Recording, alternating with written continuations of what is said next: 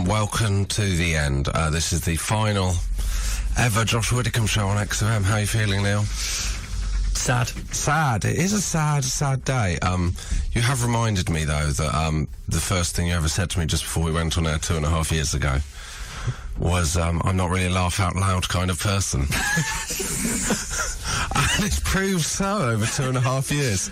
I've got you a gift. Okay. Yes. Do you want? So, what's happened is I had something that I thought you'd want, so I rebought it on eBay, and that hasn't come. So this is mine. Oh wow! So if it doesn't arrive from eBay, I'm going to be really annoyed. I haven't wrapped it. Oh. Well, don't be disappointed. Okay. So close your eyes. Close your eyes. Go on. Close your eyes, but take your hands off, because obviously then you can't. Hold your hands up. Okay, it's heavy. Got it? Oh, it is heavy. Okay, open your eyes. It's every Panini sticker since 1970 from the World Cup. Wow! This is... There you go. It's so now you can add that to your 2014 album we completed on Neil Aid on the show. That is amazing. Oh, thank you. Do you want your present? Yeah. I've got your present. I wrapped it. You wrapped it? All right, you don't close your eyes. Yeah. Oh, is it a picture? It might be. It's a picture. Very exciting. Sound effects. I know, I'm doing that near the microphone. I'm genuinely nervous. I get very nervous opening presents. I'm worried it's going to be a nude picture of Neil. No. Be a much bigger frame. Painted by James Acaster. Did you say it'd be a much bigger frame? Yeah. Childish. Oh, wow. Look at that. It's only a Ting Ting CD signed with a picture of the Ting Tings. The presentation set. The presentation set. Oh, that is beautiful. We started nothing. Authenticity certificates are on the back. Oh, are they? Yeah. Oh, that's great. Not birth certificate. No. Of course not. Oh, that is brilliant. I'm delighted with that. Look at the picture as well. Where did you get it? eBay. eBay. What was the seller called? Katie Ting. Oh wow, that is amazing. So we've really plugged eBay twice in this exchange. I'm glad that online marketplace exists. Otherwise, two of these dreams would never have come true. We've got loads of guests today, haven't we? Shall we run through them? Go on then. Nathaniel Metcalfe and Matthew Crosby. Tom Craine, who was the first ever guest. He was, actually. All that time ago. Nish Kumar, Suzi Ruffell, James Acaster, Ivo Graham. Shall we play a song? Let's do it. We requested this one, didn't we? We did. Because this is the song that we've played more than any other. And this is going to be a nostalgia hit. This is the Lumineers' Hey Ho. Go.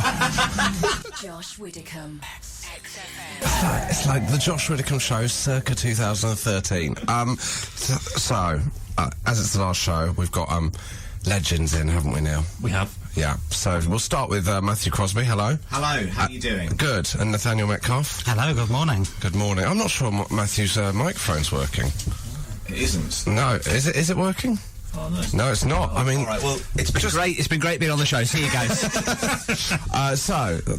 Real pleasure, everybody. See how it goes. See you later. You know, you show. You end as you should. As a thank you for your service on the show over the years, Neil has sent you every topic we've done, and I'm not sure if you read through the document, but it's been quite a roller coaster of the trite. But you've each chosen your favourite topic that we've done on the show. We'll start with you, Matthew. I've chosen the times I've embarrassed my parents. Chosen the times you've embarrassed your parents, and Nathaniel Metcalfe. I've chosen Fainting Stories. Fainting Stories, an absolute classic. One that we didn't come up with ourselves, did we? No. Came from I mean, you're going to have to do... It came from an audience, listener. And then but we said that Fainting Stories as a joke turned into one of the most successful topics ever, including one of the top 5 tweets we've ever received, the man who fainted because he'd inhaled helium from a balloon at the opening of Shoe Express.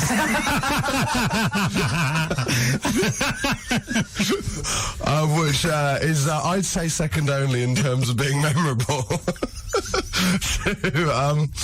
to the person that played Whose Pants Are These, which I'm sure we'll get to when Nish Kumar is here. So why have you chosen Fainting Stories, Matthew? No, you haven't, Nathaniel, sorry. I have. I had, on my first week of university, I was doing art for a little while before I decided I didn't like people that did art. And then the first week of doing a workshop test, and I didn't know anyone, and I fainted. Yeah. And because I didn't want to go through university as the guy who fainted in the first week. Of course. I immediately realised this, got back up, was asked if I was all right. I said I was absolutely fine, but actually I'd gone blind. That's astonishing. Just had to stay in there. art, A blind artist, yeah. You've gone blind. You also a master completely forger in blind. The Great Escape. So what happened? I had to stand there, and for a good 10 minutes, I was worried. Maybe my sight won't ever come back. Then afterwards, he asked me again, "Are you sure you're all right?"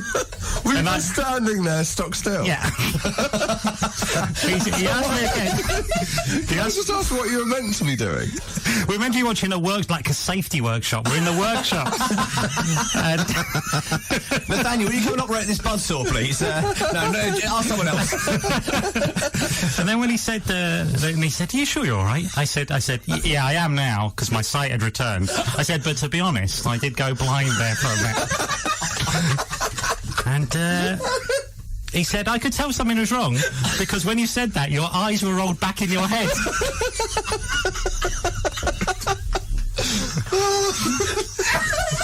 That is an astonishing story. Oh my god.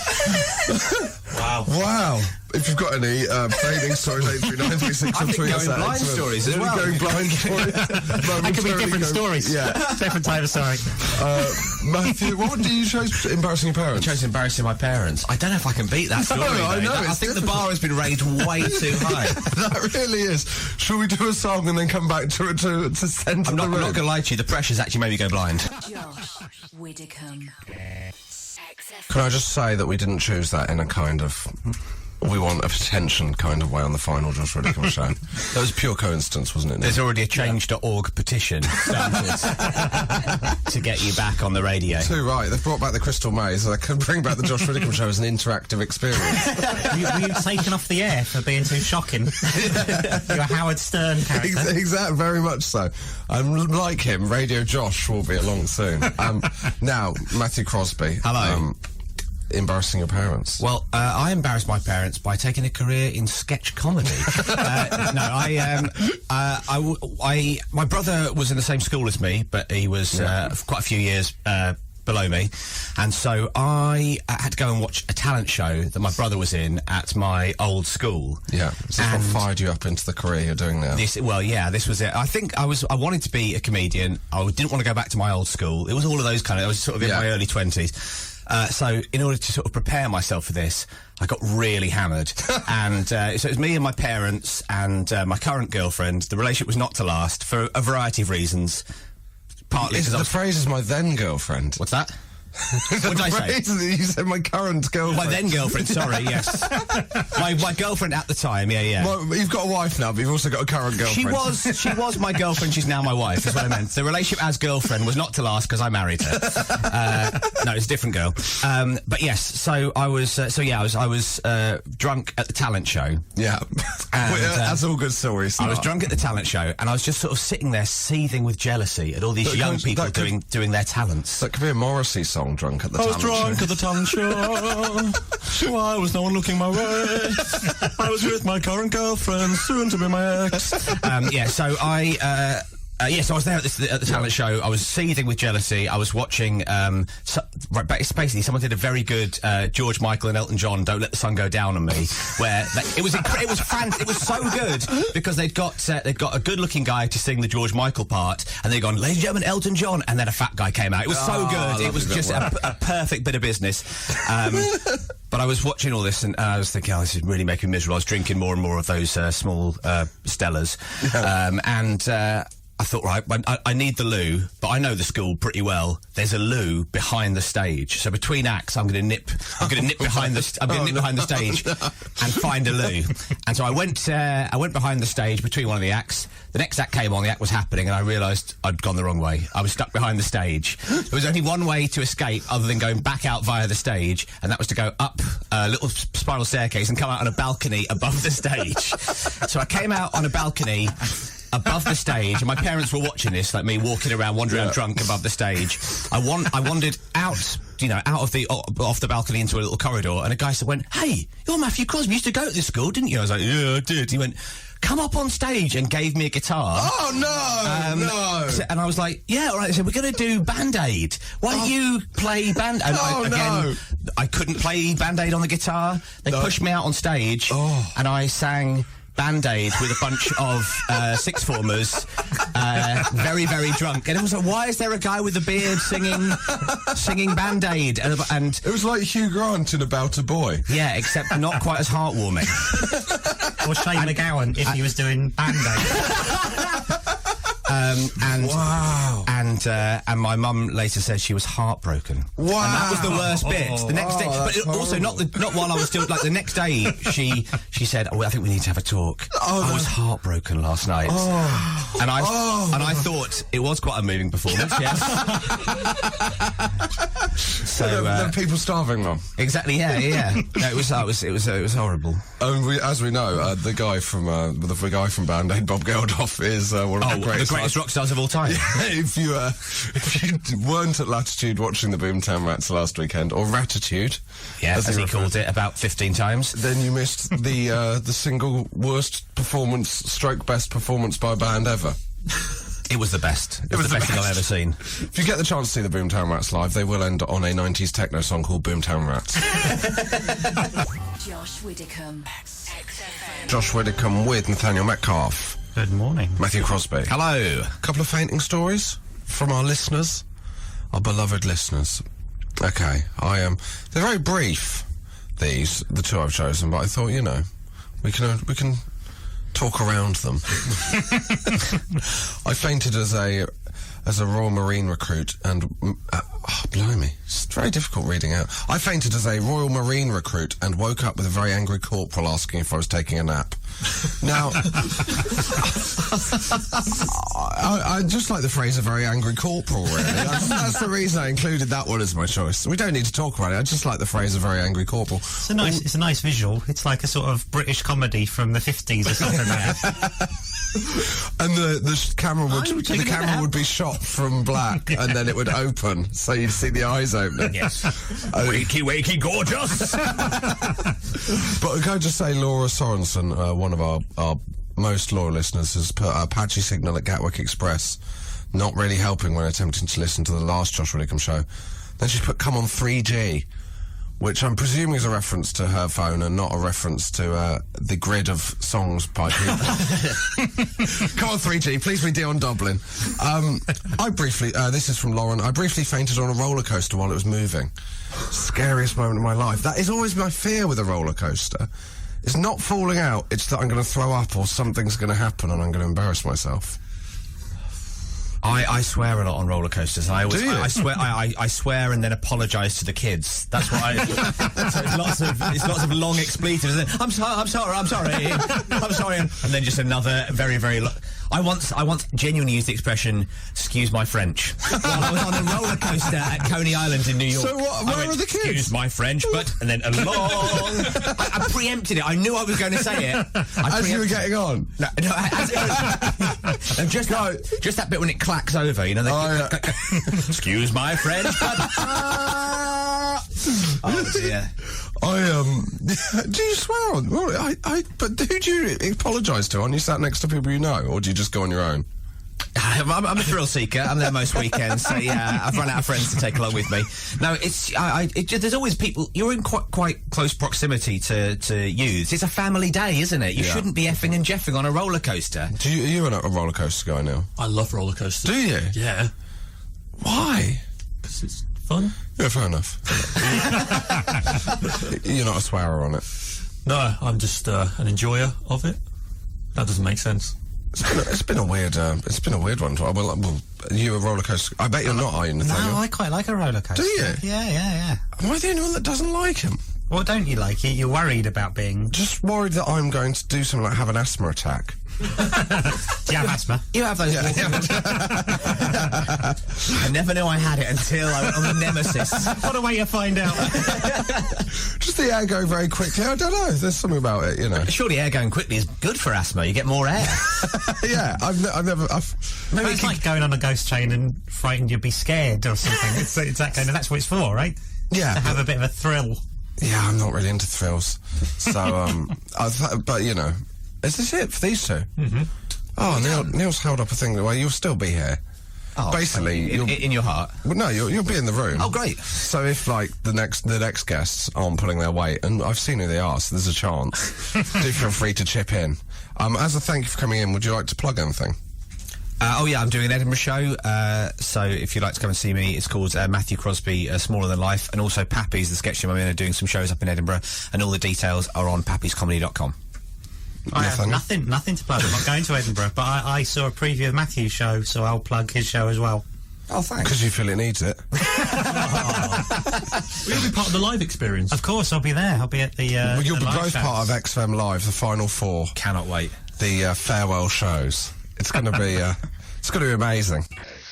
Josh Widdicombe. XFM. Radiohead on XFM. We played Radiohead on the first ever Josh Widdicombe show, didn't we, Neil? Yeah, you pulled your mic out and that's back to front, mate. Okay, so there we go. So what, was everyone hearing that in reverse? I heard the devil's voice. Dark Side of the Moon backwards. So we're joined now by Suzi Ruffell. Hello. Tom Craine. Hi, how you doing? Good. How We are met you a guy last night who worked with Radiohead. Yep. Yeah, and I asked, what do you do? He said, yeah, I work with a band. And I said, what do you do? He goes, well, I make sure their BitTorrents work, which is the least cool thing you could do with a band. But yeah, still. He's their doctor. Each person has brought a topic. From all of the topics we've ever done, you've chosen your favourite. Yes. What have you chosen so far? So far we've had fainting from Nathaniel Metcalfe and embarrassing your parents from Matthew Crosby. Suzi Ruffell. Mine is lying about your profession. Okay, here we go. I mean, I've already made the joke off air that, at last you're going to admit it, so we won't do that again. We won't. Well, we've just done it. In many ways, I've had my cake and ate it, haven't I? So.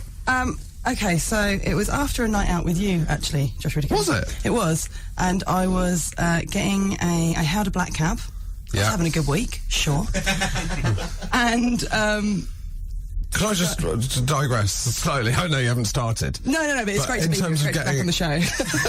Getting a cab at the end of a night out. Before, you could get cabs at 3 a.m. in the middle of the night using an app that I'm not allowed to mention.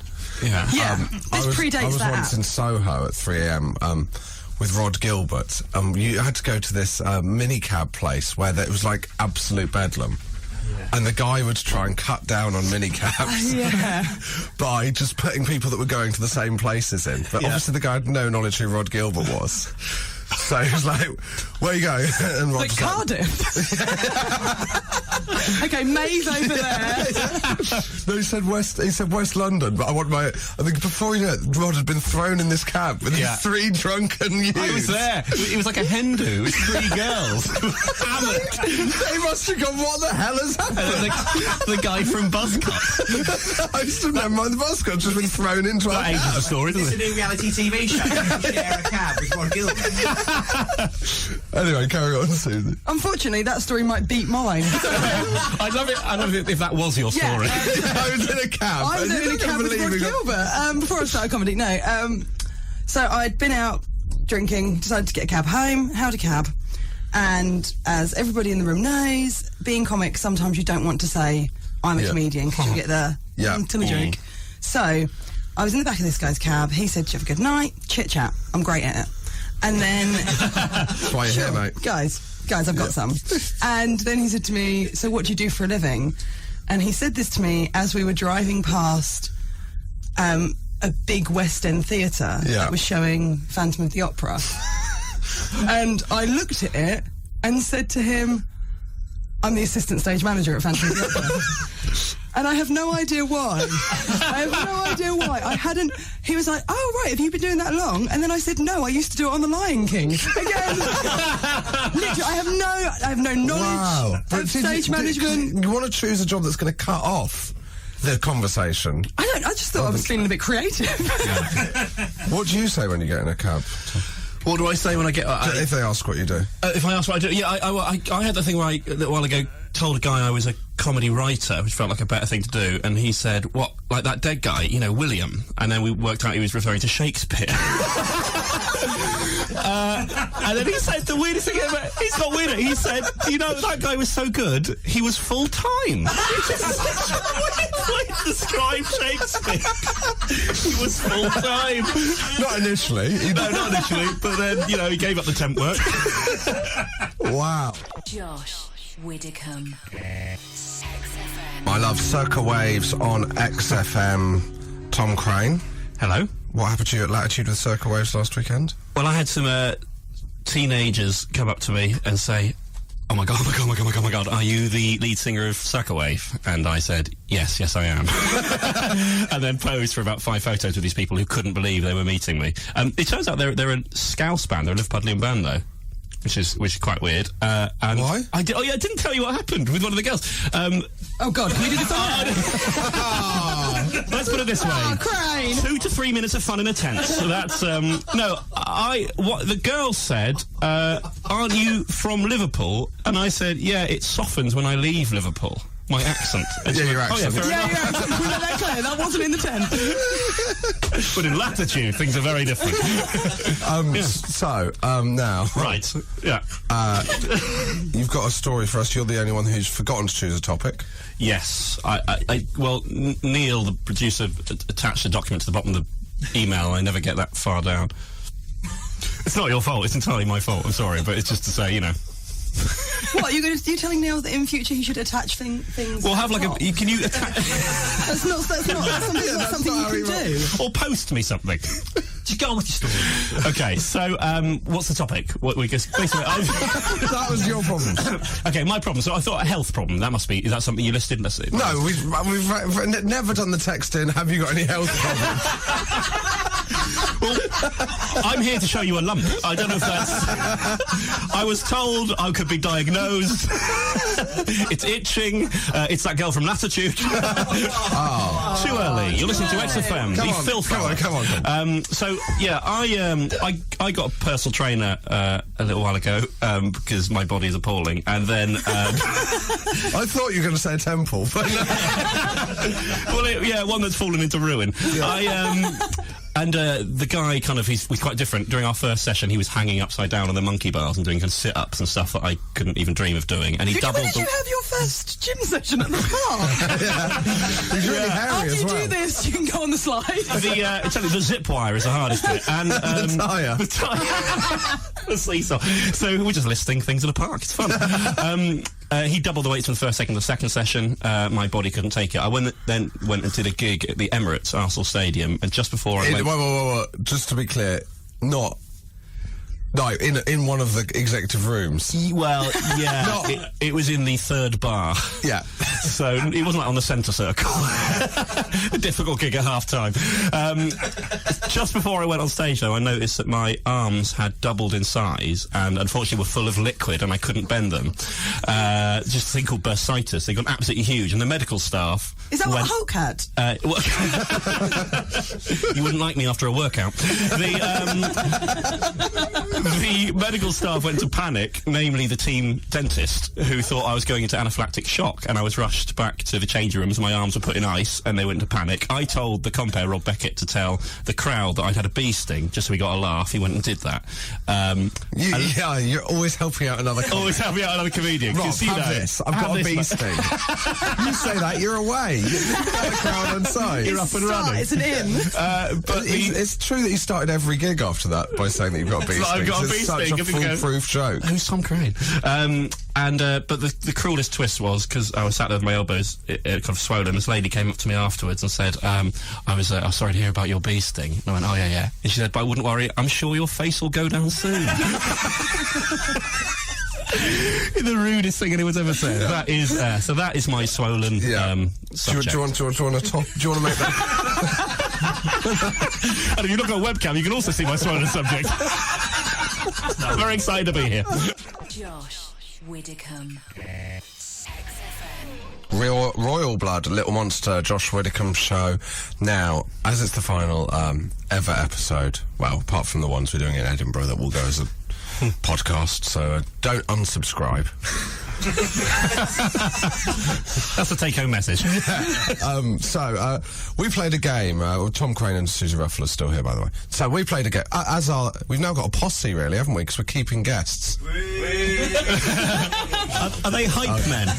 Yeah, hype men. So the worst ever game we played was when we had Stephen Merchant on, wasn't it, Neil? It really was. We always try and play a game at this stage. I said we could do a thing where you'd go higher or lower on people's heights. Famous people that are famously tall or short. Brilliant. But to make it easier, you'd say stuff like, is Stephen Merchant the same higher or lower than 2.3 Warwick Davises?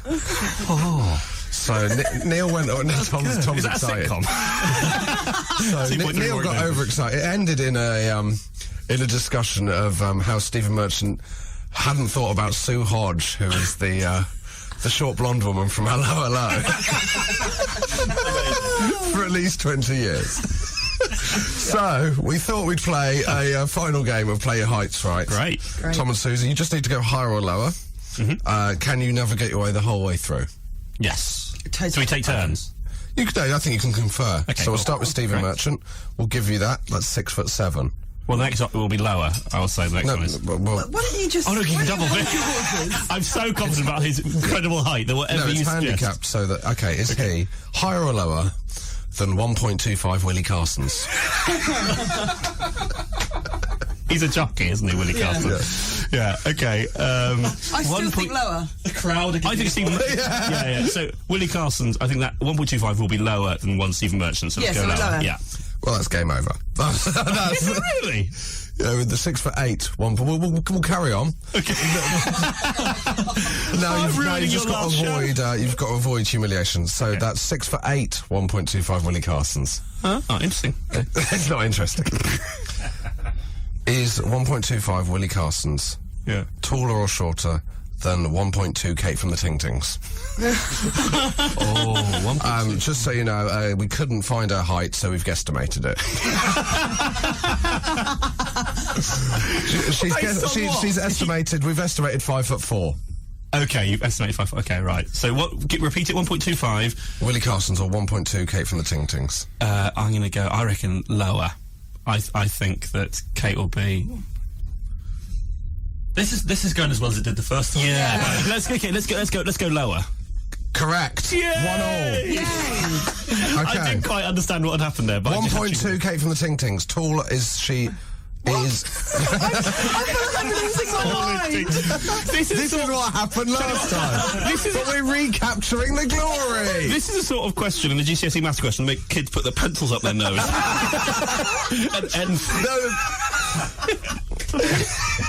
Right, what was the 1.2 Kate from the Ting Tings or 1 Nick Knowles? 1 Nick Knowles, 1.2. I'm going to go Nick Knowles. So I'm going to go up, higher. Is incorrect. Oh. So I've just given up. Well, let's say this is going to get easier now. Nick Knowles is 6'2". Is that taller or shorter than 6 Ed the Ducks?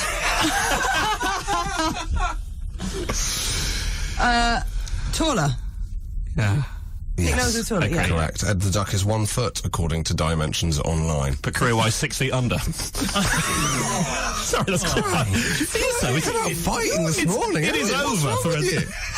You're mean on a Sunday. Yeah. Well, I'm not sure. I was forced to go to church as a child. I've never. It feels like this again. I think we should end as we began. Is 6 Ed the Ducks taller or shorter than 1.25 Sue Hodges?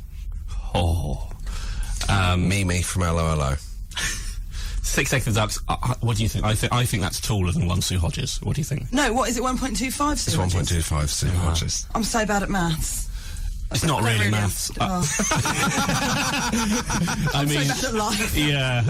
I'm so bad at dealing with the sort of things people discuss on acid, is more the thing. I think that is taller. The ducks are taller. Yeah, the ducks are taller. Yeah. We have a winner! Wow, what a glorious way to end the show. This isn't the worst game that I've ever played with Josh. The worst game that I ever played with Josh was last year when we were in about day 45 of the tour and we're sick of the sight of each other. Josh made me guess the phone number of the hotel we were going to. I'll give you how it starts. 02. Go. Josh Widdicombe. Podcast XFM. That's not my name. Just for listeners, Nish Kumar always forgets how long the outro is to that song. Which, you know, if you're as big a fan as he is. Now, as a thank you, Tom Craine and Suzi Ruffell, you're coming to the end of your stint. I feel like I'm doing a telethon. You can plug what you... Have you got anything to plug? Yeah, well, I could plug the podcast I do for XFM. Let's do that. It's a story show. You can listen to that. And look at that. People go, I can't believe you do that. Yeah, have a listen. No worries. Suzi? I'm plugging hot yoga. Are you? Yeah, doesn't get enough good press. I'm loving it. It doesn't get enough good press Guys, because it had to try it. change its name, didn't it? We won't go into that. Josh Widdicombe. Podcast XFM. Born Slippy Underworld. This is Josh Widdicombe on XFM, and the final chapter of guests are Nish Kumar. Hello. James Acaster. Hello, Josh. Ivo Graham. Hello. How are we all? Good. Somber. I nearly laughed when you said Born Slippy. That's how excited I am to be here. Now, Nish, Yes. each person got to choose a topic from all the topics we've ever done. Yeah. You enjoy the list? Oh, I loved it. I think I made You were Tom here, sort obviously, of- for the best ever texting we got. Is that the pants game? Yeah. Still one of the darkest anecdotes I've ever been involved in. Whose pants are these? Oh, yeah. We were over this? Yeah, I think I was there for that. Yeah, we were there. It was. I thought we were all getting called in so we'd play it today on the final day. I don't Is that remember. why you've not worn any trousers, Ivo? Whose pants are these? That was left the room. That was on. Back in a minute. That was it was the topic was family strange family traditions, and this was a guy who went to his girlfriend's house for Christmas, and they played a game called Whose Pants Are These, in which when they arrived they'd all leave a pair of pants in the box by the door, and then they'd all take a pen and paper, and the youngest member of the family would come in turn in each pair of pants, and you had to write down whose pants you thought they were. It was amazing because it's the sort of thing you don't expect to hear outside of a courtroom setting. It was absolutely so. Is that a texting or are we reading transcribed deposition? It's just I think it's just change it to the oldest member of the family and everyone's fine. Why does that have to be the rule? Anyway, Nish, what have you brought in? I've got reasons for hating a partner's ex. This is actually slightly. It's not something that happened to me. It was our friend Tom Neenan, who despised one of our friends' partners. And was really happy when they broke up. And Tom's a very mild-mannered man. He was like, I'm really happy those two have broken up. I was like, why? That seems slightly out of character. And he was like, I just didn't like him. And we sort of pressed him on it because it seemed quite out of character for Tom. He's normally a very friendly man. Yeah. But the reason that he disliked this man was his voice resonated at such a pitch that it always gave Tom a toothache. So every time he spoke, Tom was in absolute agony. Wow. So did the partner ever find out about this? Yeah, afterwards. Yeah. Wow, that's astonishing. Just every time this man spoke, it was just giving Tom a terrible toothache. Oh, that's amazing. I like to think that like, in about 50 years' time, when we're on a train, his tooth will start aching. I was like, tickets, please.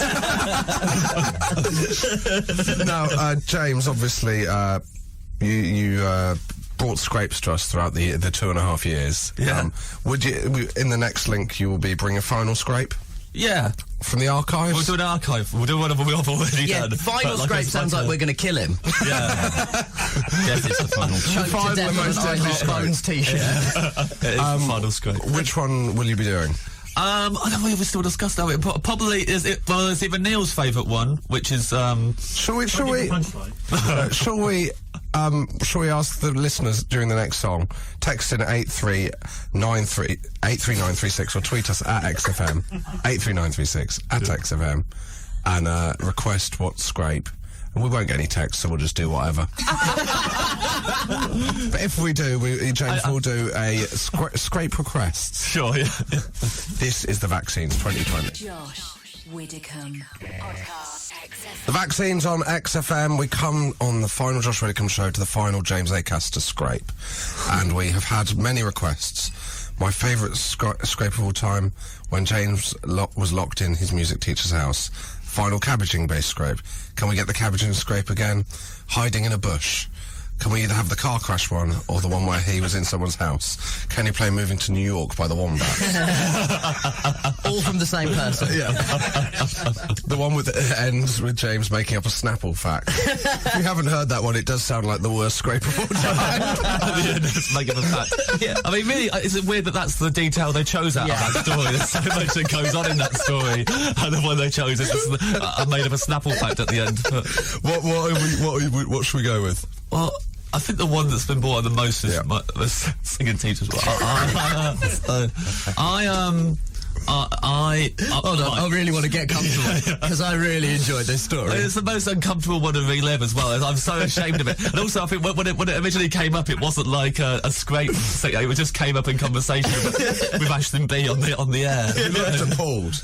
Yeah, who would, by the way, it's worth going back and listening to Ashton's response to it, which is just her shouting, "James, that's really weird," over and over again throughout the story. I used to have a singing teacher, which is probably the most unbelievable part of the story. Oh, come on, we've all heard you sing La La La Humpty. Yeah, La La La Humpty is it. But that was before my singing days, before I got proper professional No lessons. interweaving of other scrapes, please. So you want imagine this final one is all of them in one. Every single one. Grand Yeah. And it all links together perfectly.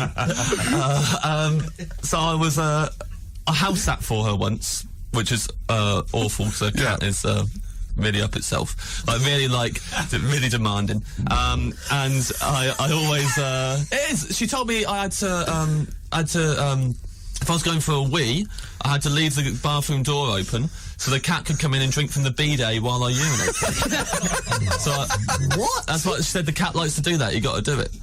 And side note, I don't know if we talked about this when I was on it. That cat is now dead, and last time I saw her, she was keeping it in the fridge. In the freezer. Oh, in the wow. freezer. She was keeping it in the freezer because she wasn't allowed to cremate it. Wow. So she went literally in the complete opposite direction. Yeah, I can't burn it. I'm going to freeze it. I suppose this is what you want. So you're happy now? The world's coldest cat. Frozen whiskers. Frozen in the position it used to be when it drank out of a bidet. I got to keep the key. Because I house sat for her like every 6 months or whatever. And also at this time is a time of my life where I didn't like to go for a poo in a public place. I didn't want to go illegal. Yeah. You're not a paying customer. Anywhere. How old are you at this time? I would have been 18. Oh, come on, mate. You got to be able to number two in public then. Just couldn't do it. I was doing it in parks at that time. Oh, yeah, we're aware of your history, Nish. I couldn't do it. Couldn't go anywhere. It was too much. And I was in Kettering Town Centre, which is an hour's walk from my house, and really got a strong case of the number two. Really needed to go. Code Brown. Yeah. So this is all those cabbages you've been eating. And please just tie everyone into it at some point. I have no idea how much I want it. You can cut across the school to get home. Oh yeah. And then I had a car crash. Her house, so my house is an hour from the town centre. Her house is 30 seconds from the literally in the town centre. Oh, singing teaching pays. Yeah. She does very well in Kettering. You get a central house in Kettering for singing teacher money. So I went to, now, I originally rang the doorbell, in case she was in. She wasn't. Hold on. At this point, Yeah. what was your plan if she answered the door? She's a very eccentric person. She lets a cat drink out the bidet while she urinates. So I was pretty sure if I'd gone, could I go for a jump in your house? She would have gone, absolutely. Why else would you be here? Yeah. As long as my cat can drink it afterwards. Yeah. You know what the rules are. I'll pour out the cat and we'll get going.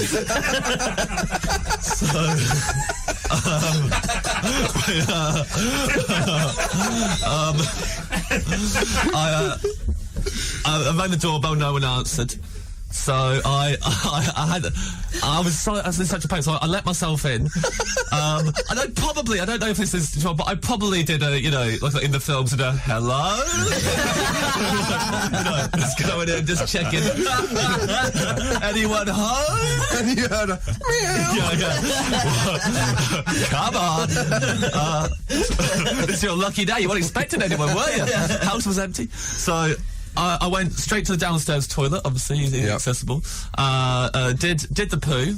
Went very, and that, that part of the story is the bit that went the best. Yeah. I went and did a really good poo, and then looked to the toilet roll holder and just zero toilet roll. No, it's not there. But I'm house out, and I know my way around the house. I know there's an upstairs bathroom. I know that there's a toilet roll there, so I decided I would go up there and I will use that toilet roll upstairs. But No. I had to obviously walk up the stairs, and now this is the bit of the story that gets contested the most as to why I did it. But I decided to discard my trousers and pants.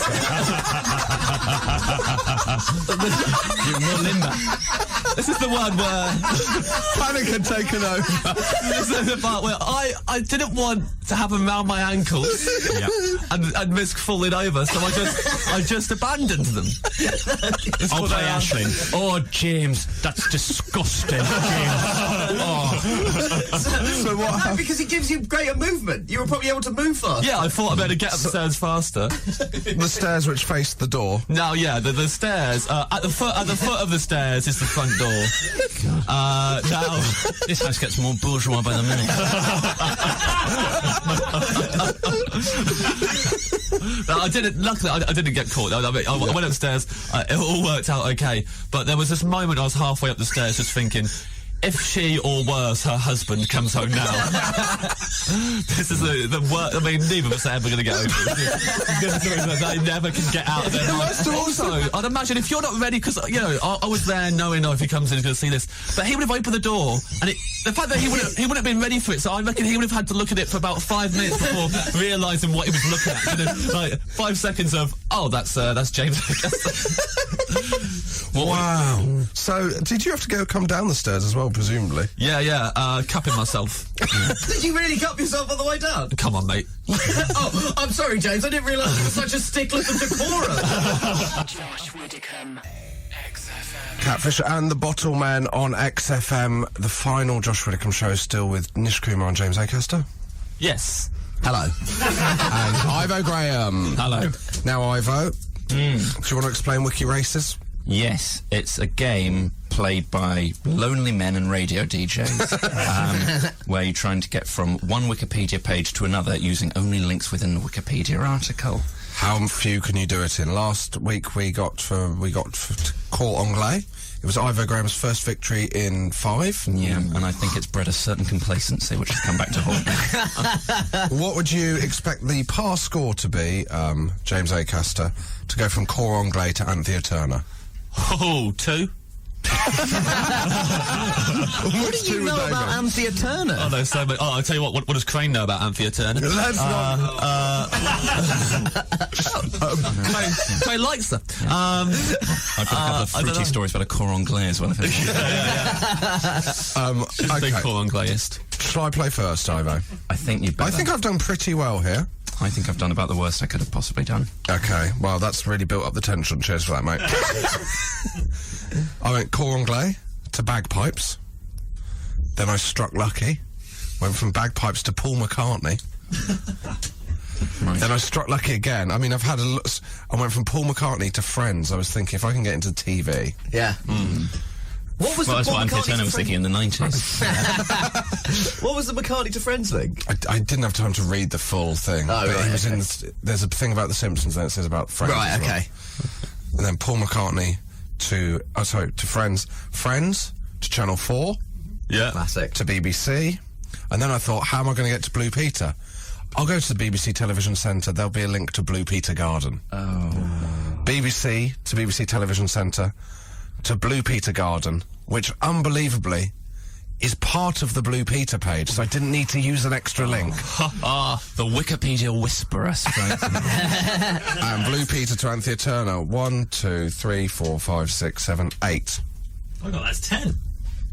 I'm looking at it. I'm independent adjudicator. 1, 2, 3, 4, 5, 6, 7, 8. 8. You'll go, Ivo. Very proud of you. Yeah, no, Good counting, Nish. Yeah, I'm like that guy that stands next to the lottery machine. Well, I panicked a bit. This is how I would have liked to have done it. But this is So is this a hypothetical one? this is a hypothetical version. I'll tell you where I went off. So on the Core and Glay page has got lots of lovely pop cultural references on, including reference to American Pie Presents Band Camp. Which, but if there's an opportunity to click on that page, I will. That's the one that went straight to ITV2 we- +1, I think. Are we on hypothetical or real? No, because Tara Reid from American Pie was on Celebrity Big Brother, which Anthea Turner was also on. Oh! So here's the dream version: Core and Glay, American Pie Bandcamp, American Pie, Tara Reid, Celebrity Big Brother 1, Anthea Turner, Yeah. which would have been just 7 steps. What a world that would be, Ivo.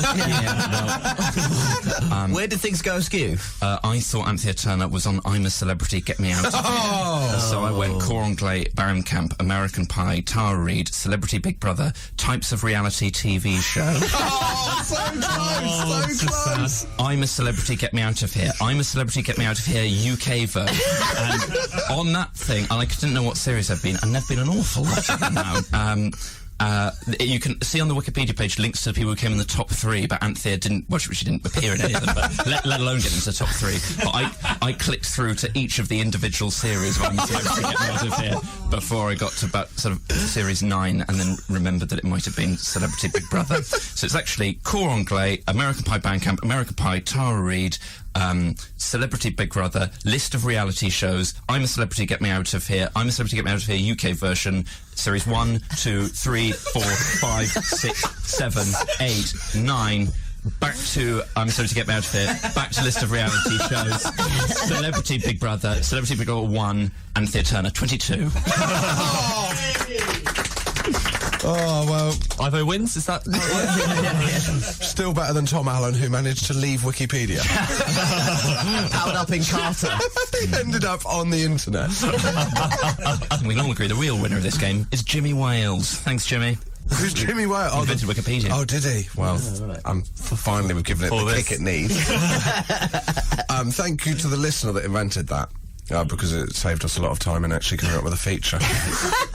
This is Coasts, Oceans. We fell in love. Josh Widdicombe, XFM. I didn't choose the song Regret by Everything. I feel Neil like did, that's a which is dig weird. by Neil. This is the final link received, of the mate. Josh Widdicombe show. Thank you for listening for 2.5 years. Thank you to Nish, James, Charles, Matthew, Nathaniel, Suzi, Ivo, Tom, who are all here, and all the guests we've had. Do you want me to do a full list? Because I've got it. Ivo, your league table of who's appeared most, have you got the final results? I think James Acaster is the winner. I'll win. I feel like a winner as well. Thanks to the Ting Tings, obviously. Thank you to everyone who's texted in or, more to the point, contributed to Neil Aid. Feels like ages ago. Thank you to Chris Bourne and Mike and everyone at XFM. That's it, really. Don't really know what to say now. Have you got? You should say something. It's a shame you haven't got like something that you always sign off with. Do you know what I mean? Like- we have got something we always sign off with. Joe Lyser, who is the one regular that couldn't be here today, has recorded us something. XFM listeners, Josh Widdicombe is leaving us. The money isn't good enough now. He only wants telly money. It's been an honour and a privilege. Goodbye, Josh. Goodbye, listener. This is Josh Widdicombe and XFM, bridging the gap between town and country. See you later.